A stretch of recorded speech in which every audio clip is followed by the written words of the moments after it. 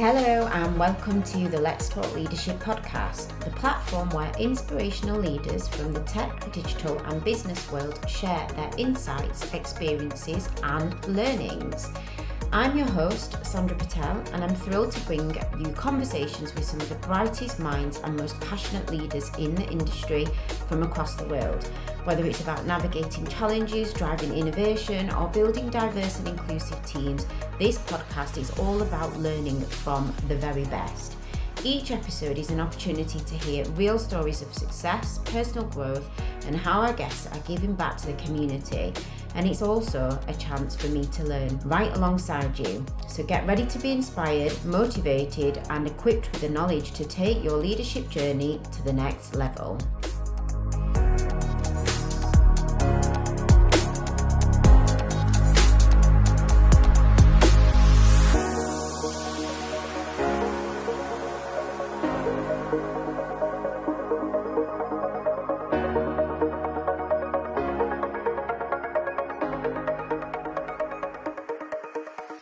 Hello and welcome to the Let's Talk Leadership podcast. So in this episode, we explore Emily's fascinating career journey from client-side roles to consultancy. We dive into her passion for team topologies, the practical integration of AI in daily workflows, and the future of platform engineering and DevOps. Emily also shares valuable insights on managing cognitive load, preventing burnout, something I'm particularly interested in at the moment, and balancing personal growth with the demands of a working life. We hope you find the talk valuable and you get some useful takeaways from this session today. So hi, Emily. First of all, welcome. How are you? I'm good, thank you. Very good, thank you. Good. Fantastic. So I think before we go into a little bit more detail, I'll hand over to you to just do a little kind of quick intro, walk me through your career that kind of led you to where you are today, and maybe just cover off a few kind of pivotal moments that you've experienced along the way. Yeah, sure, no worries. Well, I always start with, as you can tell from my accent, I wasn't born here. It's my standard Canadian to gotta promote my homeland, but Of course. yeah, my heritage indeed, yeah. Because everybody always asks me if I'm an American straight off the bat. So I'm born in Toronto in Ontario in Canada, and I've been over in the UK for 25 years now. Originally came over on a secondment actually in the 90s, and I loved it so much and fell in love with the people and everything. So I decided at any opportunity I was going to want to come back. And the opportunity did arise in 2000. So I've literally been here a quarter of a century. Yeah.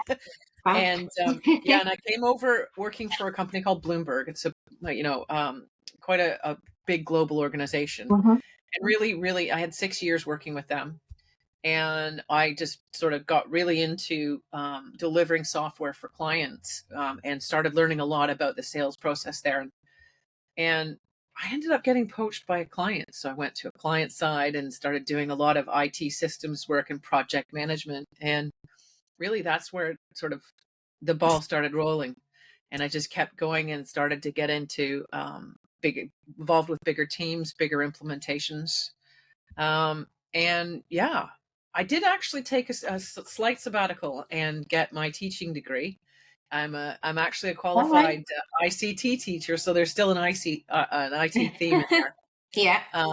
But yeah, no, I've been over here and working, pretty strongly in IT for at least 25 years. So that's me in a nutshell. Fantastic, brilliant. And when we initially spoke, we talked about your, kind of shift into doing more in that consultancy world. And obviously you've worked client side previously. And I guess you've had a mix of internal, external roles, consultancy positions. What was some sort of, I guess initially, how did you find the transition from client-side roles to working more within consultancy? Like, what challenges did you face, and how did you overcome them? Yeah, that's a really good question. I thought my career was going to always stay in client side. And then it was sort of after the pandemic, I thought, you know what, it's time for me to start getting into a place where I'm giving back to people and ultimately getting rewarded and paid for to do that, because Of course. I kind of want to make sure that the stuff that I'm actually observing and the experiences I've had teach others how to deal with those experiences, so they're not staggered as much as I was in those situations. And post pandemic, I thought, you know, this is the time. This is the time. I'm in my 50s now, and I feel like I need to be giving back. And I also have a niece and nephew that are in the business as well, or working now. One's actually a teacher and the other one's more in media. But I like that rewarding feeling that you get when you're sort of mentoring and coaching people. So that was really an easy transition for me.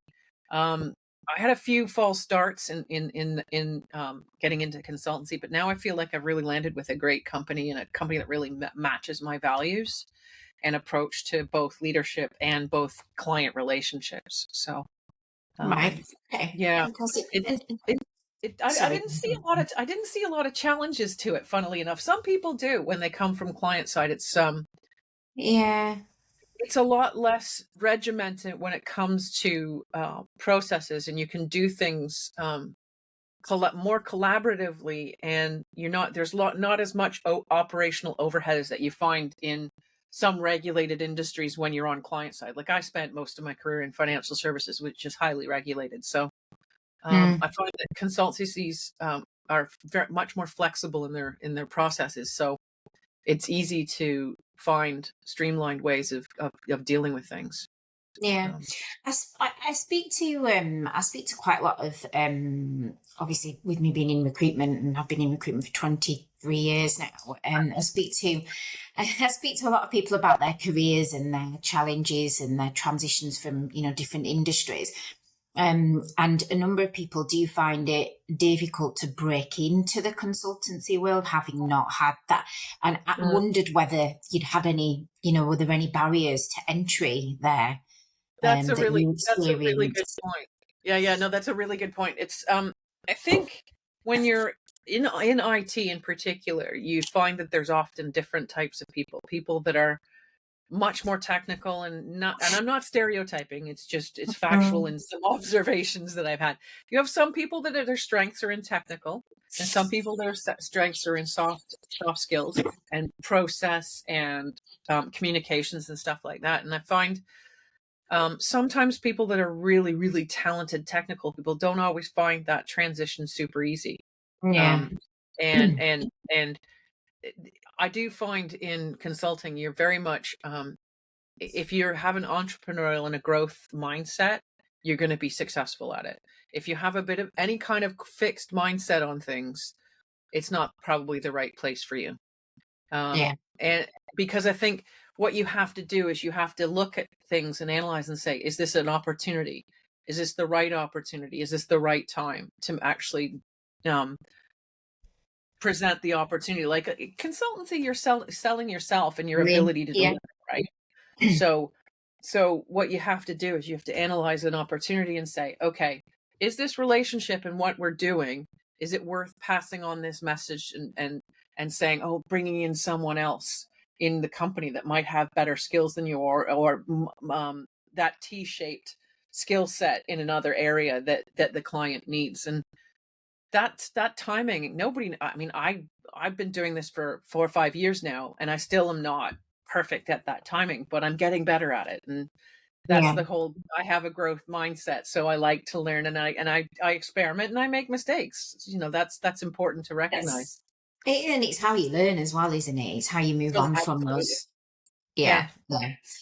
Fantastic. And when we initially spoke, you mentioned your passion and interest in team topologies and cognitive load.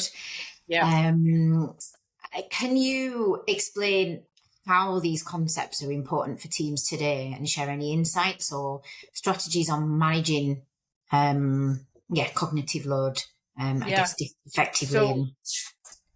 So And I read Matthew Skelton and Manuel Pace's yeah, book.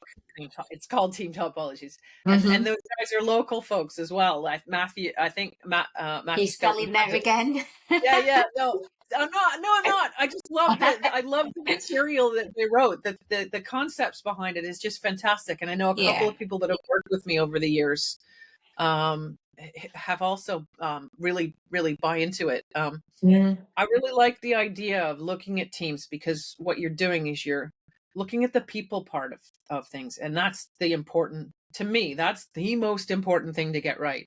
Getting the balance of the people in your team.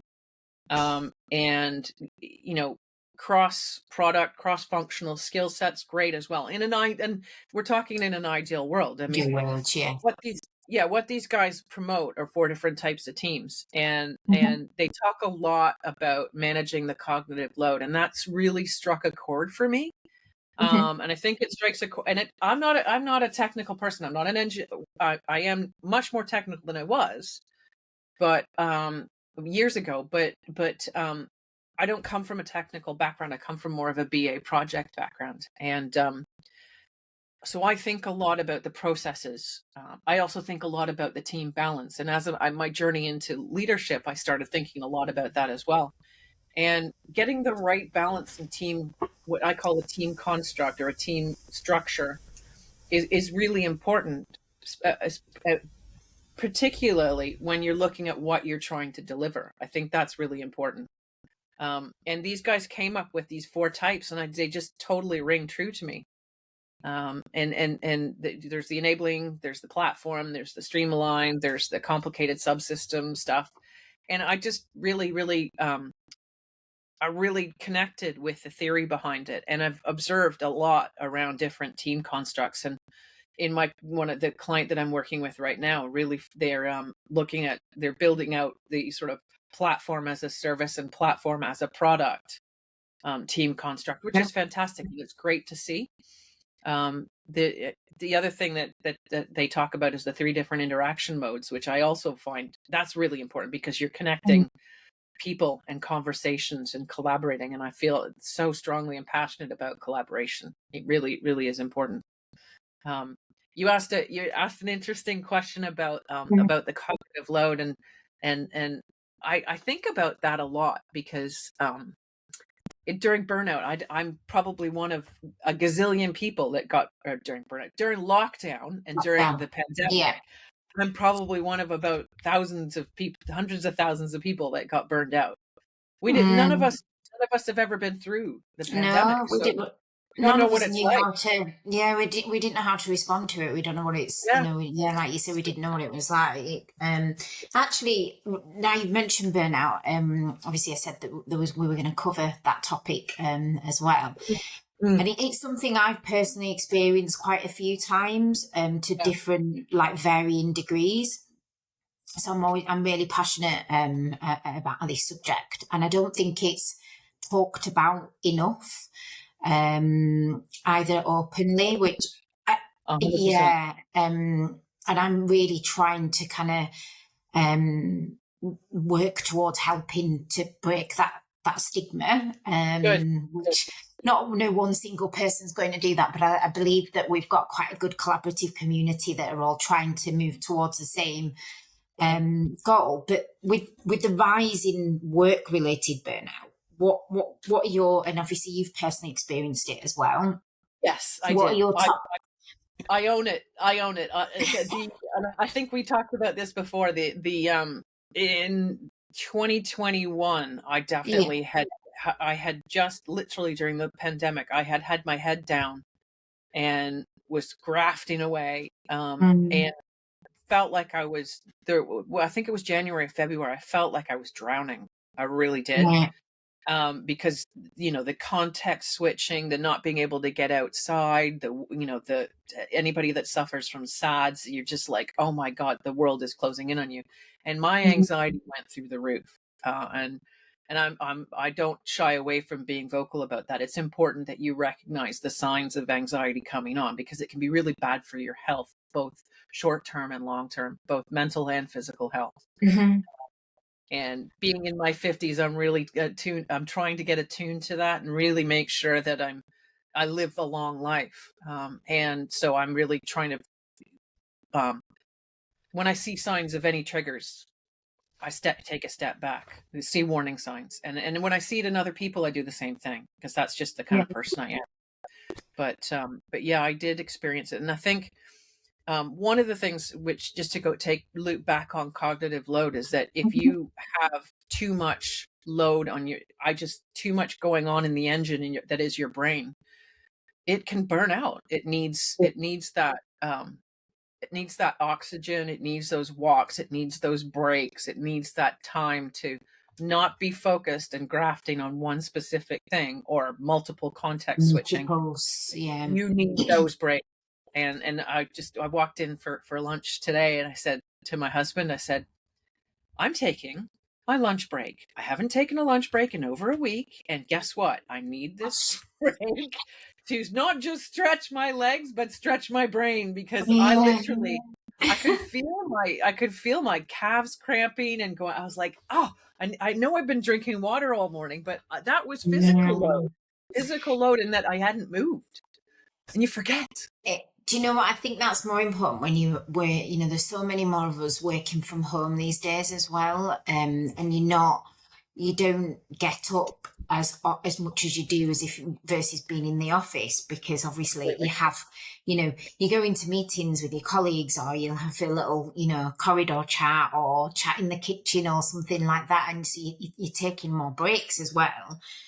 So that's, very important. Yeah. I'd like to just go back to, you said that you can kind of, it's important to take those breaks and recognize when you're starting to feel like you could be heading for burnout and those triggers and things.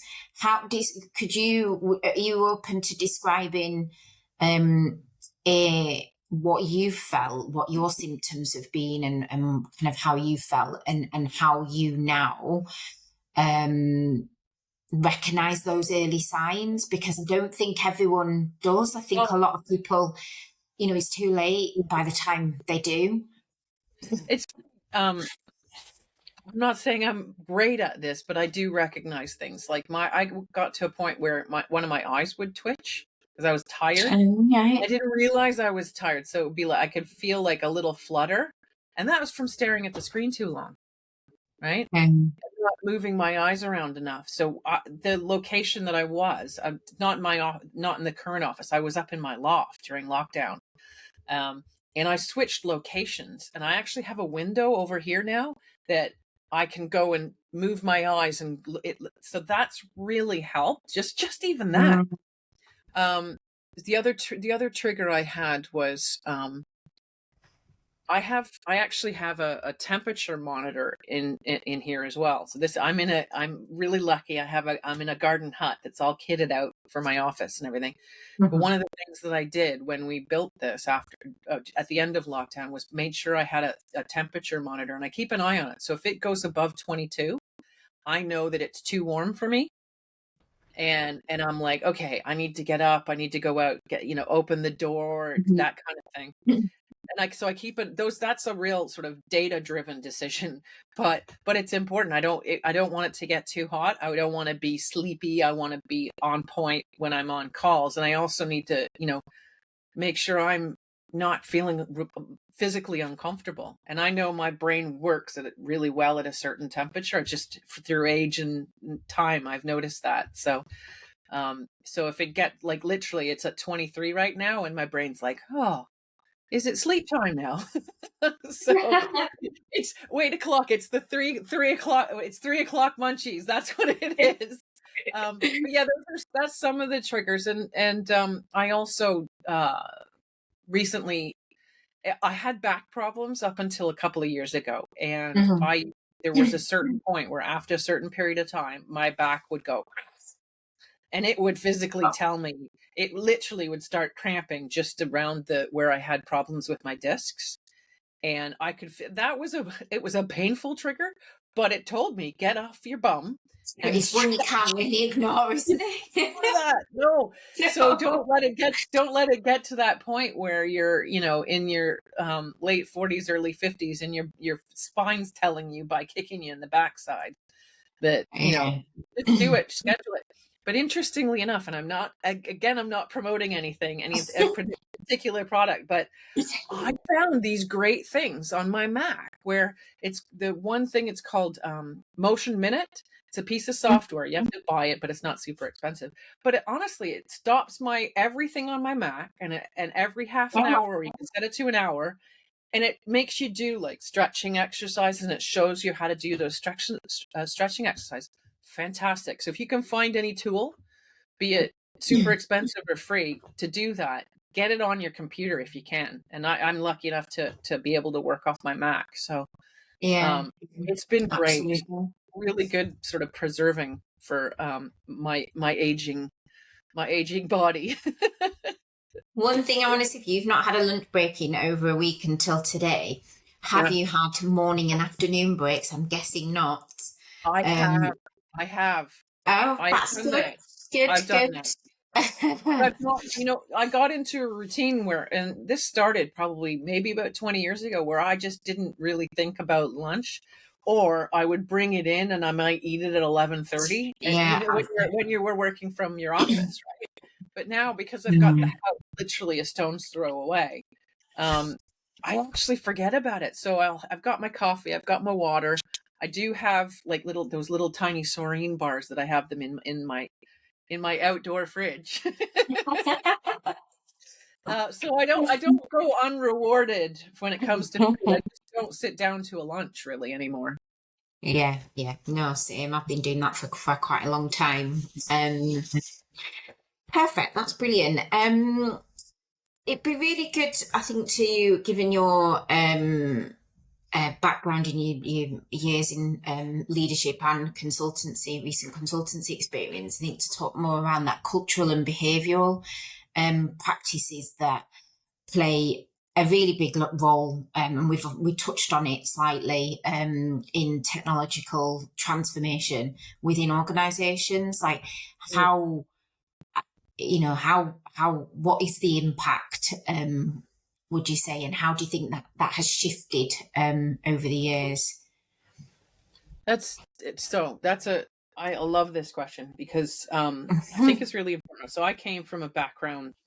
I obviously been doing this in the UK for 25 years, but I did have a small career before that, in Canada and in New York. But in IT, I've been doing this for 25 years, and that goes back to sort of the noughties when everybody was in the office and everybody had to dress a certain way, and you had certain hours that you badged in and badged out, and that's kind of like the old school punch in, punch out kind of with your time card. And that's the way it felt at the time. And that was I felt quite restrictive. And then slowly over time, there were companies sort of picked up the idea that it is restrictive and it's not super flexible. And I decided I left one company because I knew that the restrictions weren't suited to me in my life and the way I wanted to run my life. So, and that's why a lot of people leave organizations. And I found another organization that was much more flexible to me. And I think one of the things that we've really found, and I'm in the camp of, I think the hybrid working's fantastic, but I have a preference and I am way more productive when I'm working from home. I do love those face-to-face meetings, but I don't want them to be forced on me, if you know what I mean. So I think one of the things is that the culture that's so open and collaborative, and organizations are making spaces in the office way more collaborative, and I like that. And I like organizations that have say, oh yeah, go in 2 or 3 days a week, but you know what, you don't have to be in from 9 to 5. You can do 10 to 2, but we still want to make sure you've got your presence available and we know where you are and that kind of thing, the optimal working time. And the thing is, I, you know, it allows you to not have to micromanage. Nobody likes, I don't know anybody that likes micromanaging. But that the T word, trust. You're creating Mhm. trust in culture and allowing people to flex their lives. And if you're observant enough, you know the people that are taking the mick. You figure that out in the end. It might take a little bit longer through the hybrid model, but I Mm. still feel like organizations that are much more open and collaborative and trusting are going to be the successors, the ones that are the successful. Um, and that's the kind of culture that I sort of connect with personally. Yeah. But And I over the think, years, I've seen loads of different cultures, very restrictive. You find a mm, lot of the regulated companies, regulated industries are a little bit more restrictive than things like media, for example. I worked in a media company that was not restrictive at all. Um, but you also find what we'd call skivers there too. So yeah, it's of about course, finding the trusted people and the seen trusted it all. people you work with. Yeah. Yeah, seen it all before. Been micromanaged myself. Like, Oh, frowned upon if you left the office at certain times, but oh my even on God. Friday. I mean, it was awful. In the early years in recruitment. And you Yeah, just, but it was the norm. So it was. It it, was. you just did it. Yeah. But I Yeah. agree. I agree with you that that much more open, collaborative environment, will definitely get the best out of the right people. And as long as you've got the right people in your team, You go. then Formula, and that goes back to how you and I'm not segueing nicely or anything, but it goes back to what kind of talent you're hiring and yeah, doing the legwork properly in the talent. A lot of yeah, people are because of deadlines, they're hiring people for the quick hiring's to, sake in order to get it yeah, done. But you gotta have a formula that makes put it the time in at the start of the process. Yeah, absolutely, absolutely, absolutely agree with that. absolutely. Um, Interestingly, we've mentioned a few times about your consultancy background, and you sort of been in consultancy for about 5 years now, I think, is it? Yeah. Yep. And that it took you a few goes to get to the right, kind of find the right fit for you. Mhm. I'm sure you've learned a few things along that, along the way there as well. Um, where do you see the future of tech consultancies heading? And the reason I ask that is that your personal experiences, but also within the community that that we're in, there's it's a tough all market out there at the moment, but also Yeah. there's a lot of new consultancies popping up Oh my. here, there, and yeah. So it'd be interesting to understand your take on, have given you work for, one of the bigger sort of corporates, Yeah. where you see things, the future heading, in terms of client demands, industry changes, etc. It's interesting. It's a good question. The industries that I focus on and the skill set that I bring to the table are things that are more social and person related, but also process related because I'm an agile and DevOps architect, shall we say. I call it more of a social technical architect, but um, the things that people are really important, as I said before, people are really important. And with the advent of AI and machine learning, a lot of what the processes that we were doing before are changing and they're automated. And so just like any sort of this is what did they call there's the digital revolution there's industrial revolution, digital revolution, now the AI revolution. Yeah. And and at each point humans had to deal with change, incorporate change into their life, and crack on and Hmm. and transform. Individuals, peoples had to transform their skill sets. So as someone who's heading towards, well, probably closer to the end of my career than the beginning of my career, I look back and I go, I mean, I've really tried to adapt and change and have an open mind and a growth mindset through all of my career. Hmm. But I look back and I go, the people that are coming into the industry, into IT now, they're going to have the benefit of AI, and they're going to have to come in with a really strong AI skills in order to be that much more productive, I'm finding my productivity going up with the usage of AI tools significantly. All the things that used to take me hours to do take me minutes to do now, which is great. And I love, because it gives me more thinking time, more time to sit down and come up with ideas, etc. But I do More think that chances of you getting your lunch breaks in as well. there you go. Yeah, more chances of me actually getting a physical break, as in I might get to the gym, that kind of thing, and I'm healthy. But I do think right now people really have to, coming into the industry, really have to jump in on what's going to make them the most productive and keep them employed. And AI, if you're not up to date on AI, you better, pull your socks up and get learning. So important, because Yeah, absolutely. we are in the AI revolution. It's transforming the world. And in most cases for the better, not always, but most cases for the better, I think. But I'm an optimist. So, Yeah. but I do think you said something interesting, that there's a lot of tech companies popping up. But that's like, if I reflect back at what was it called? The dot-com boom.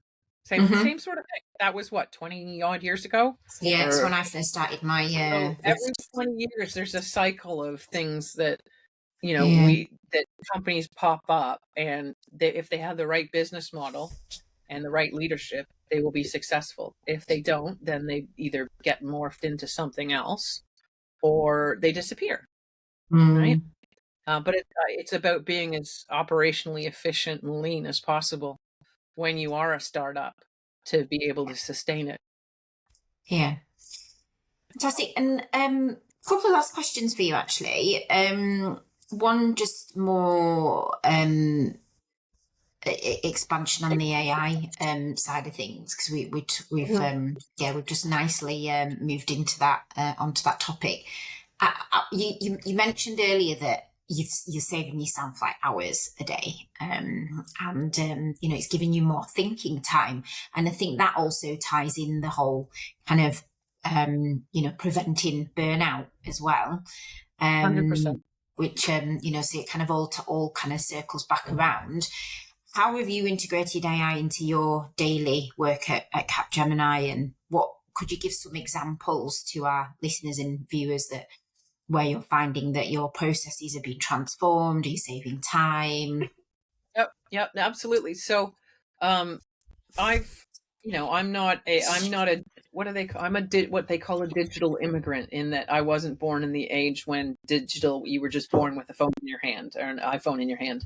Yeah. I'm not a digital native. I classify myself as a digital immigrant, because everything I've learned, everything digital I've learned myself or taught myself. Yeah. So if I categorize people like that, that's going back to what I was saying earlier. AI needs to be in any digital native's career path and learning path, for sure. As well as digital, people my age definitely need to be having it in their line of vision from a learning path. But for me, when I started learning about it, I'm always thinking about my process and how I can do things quicker and have more time to think and have more time to have that work-life balance. I'm trying to optimize, basically. So some of the tools that you got, I mean, I love Copilot. I think it's fantastic. Copilot and all of the Microsoft tooling, it really does, being able to throw in ideas and have them come back with suggestions around the structure of slides. Perfect. On a PowerPoint presentation. That would have taken me a lot of thinking time in the past, because I'm not a super creative person. So doing that structured, that would have taken me so much longer. So it's like a relief when I have Copilot structuring it for me.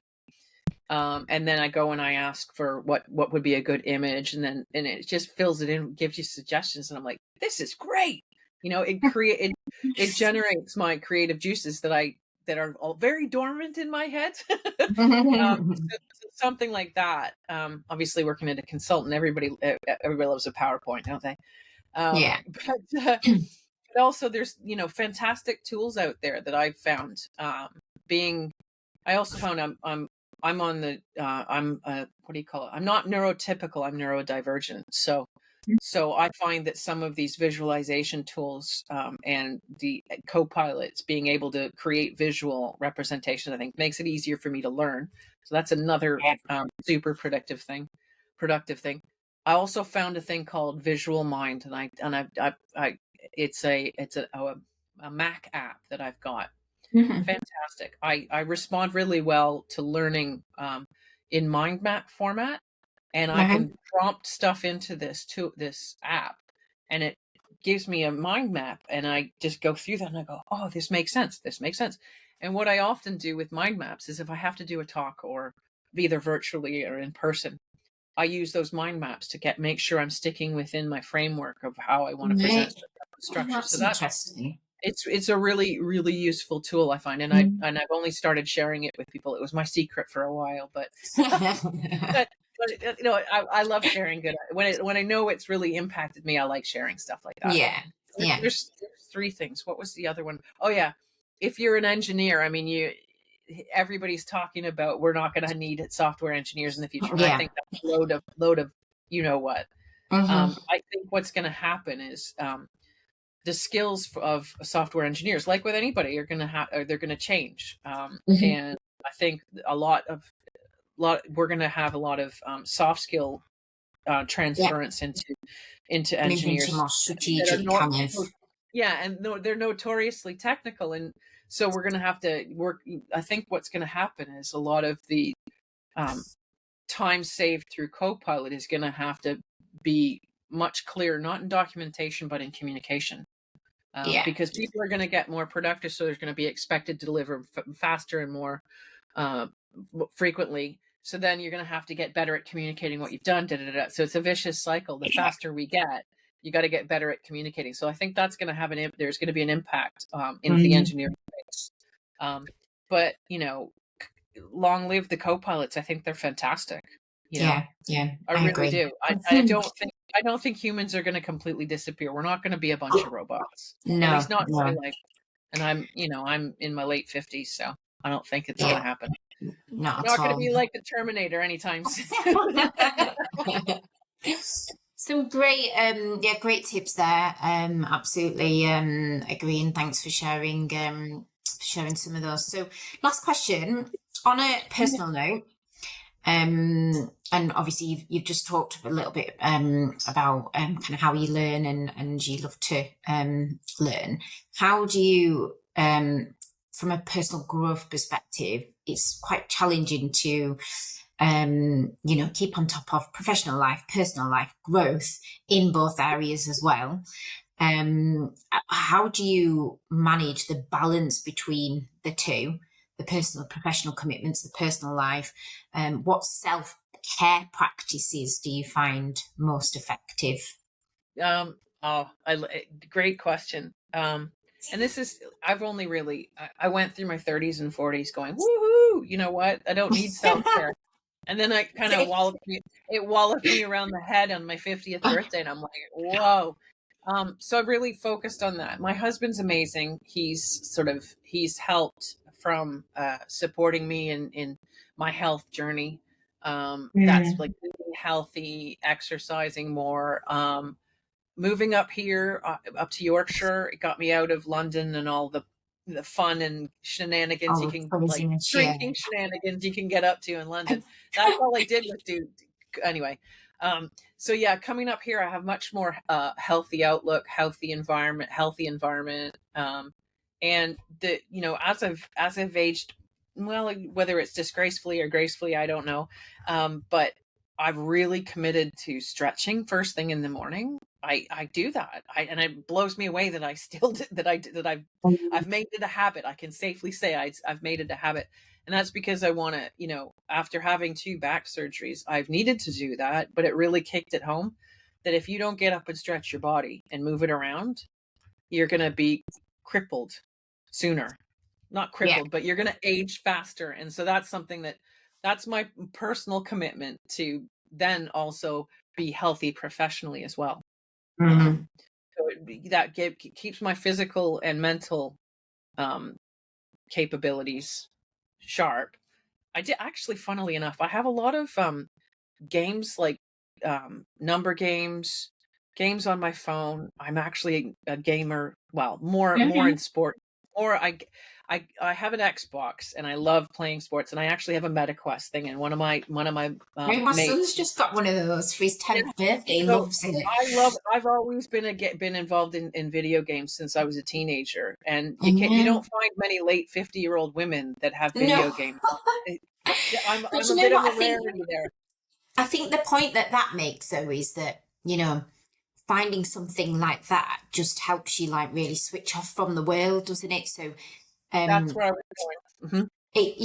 yeah, definitely. Like sometimes I've got those Mandela colouring books, and I've got loads of different I like love those. colouring pencils, and Yeah, sometimes I'll sit for half an hour doing that or one of yeah, those. I yeah. don't actually, it's just reminding me because I don't do it enough. I haven't done it for a while. Lego, I'm really into my Lego, because I got into it with my son. He loves it. Mhm. Those So are then, as you said, those are things that take your mind off of yeah, your I day think that's job. it. It And doesn't really matter what it is, does it? It's just that taking your mind agreed. off everything. You need to, Definitely. if I was giving advice to the younger me, I would say, listen, you make sure you disconnect, make sure you draw the line, Yeah. don't get Have forced. your boundaries. Yeah, create boundaries, healthy boundaries, and Mm, make sure mhm. that you're clear. And yeah, you will break the rules on an exception, but remember, you're contracted to work this amount of time, and you're good at what you do. So make sure you keep healthy boundaries, because a lot of people think working long hours and being seen to be working long hours is the secret to success. It Yeah. might be, but it's not the secret to longevity and having a good, long, healthy career, I don't think. Yeah. But that's just my opinion. But yeah, there are some things that I do that help me disconnect at the end of the day. And sometimes just watching trash telly, and when I say trash telly, I'm talking Real Housewives of something where they're fighting it Yeah. out. And you're just sitting there laughing at Some them. Netflix series or Oh, something. Yeah. completely. Yeah, it's something completely Absolutely. trashy just because it disconnects you from what's going on in your real world, and you can just immerse yourself in complete insanity, and it's hilarious. So Yeah. Yeah. that's one of the things that I do. But would I call that self-care? A little bit, because I'm disconnecting, but um, more about that disconnection than anything else. Yeah, I just from a personal perspective, that's so important. But then It is. it also Absolutely. makes sure that you have those healthy boundaries between your personal and professional life. Perfect. Brilliant. I think that's a really good note to end on, actually. Good bit of advice there. That we all know and we often don't take it. But yeah, very important. So thank you. Actually, Go. just quickly, one of the things that I want to, if you ever, if I know we're on the podcast, but I'd love to do a platform engineering panel conversation with some of your friends. So let's get that organized. I Yeah, know Mark absolutely. Ellen's in my network is really into it, and that's a really good segue from team topologies. So Yeah, absolutely. Perfect. We'll put with that later on then, definitely, for sure. Thank so you very much, Emily, for sharing all your valuable experiences and my insights. pleasure. Really interesting. If anyone wants to reach out to you once we release this podcast, is LinkedIn probably the best way to That's go? Yep, Yeah, absolutely. perfect. Brilliant. Well, thanks very much for your time. Thanks, Sandra. See you later. Thanks. Cheers. Bye. Thank you for tuning in to this episode of Let's Talk Leadership podcast. I hope you found it as insightful and inspiring as I did.